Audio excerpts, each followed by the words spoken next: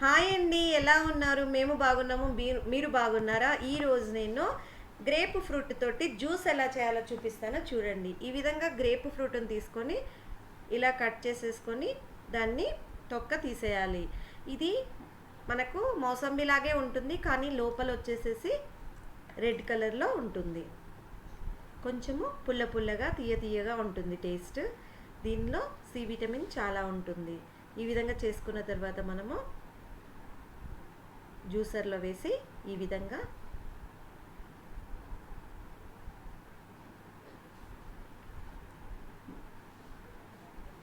చేసుకోవాలి.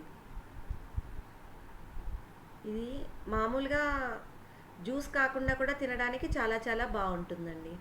ఈ విధంగా జ్యూస్ చేసుకున్న తర్వాత ఒక గ్లాస్లోకి దానిని మనము సర్వ్ చేసుకోవాలి.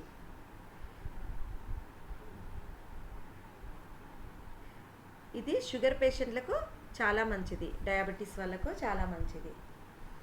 డయాబెటీస్ ఉన్న వాళ్ళు షుగర్ని అవాయిడ్ చేసేసేసి జ్యూస్ చేసుకుంటే చాలా బాగుంటుంది. దానిలోకి తేనె కానీ లేకపోతే కాస్త బెల్లం కానీ యాడ్ చేసుకోవచ్చు. నేనైతే ఈ విధంగా జ్యూస్ చేసిన తర్వాత మొత్తము గ్లాస్లోకి తీసుకున్నాను.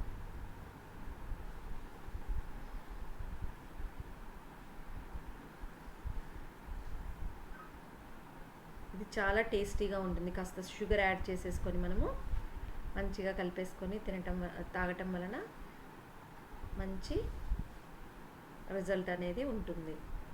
ఈ పులుపు అనేది తగ్గి చాలా చాలా టేస్టీగా ఉంటుంది.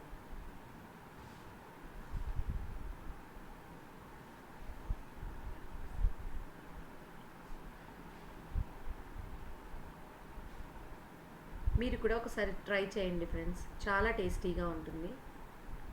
నేను ఒక కాయకి ఒక గ్లాస్ జ్యూసు తీసాను. ఈ విధంగా మిక్స్ చేసేసుకొని ఎంజాయ్ చేయటమే ఫ్రెండ్స్. బాయ్ అండి.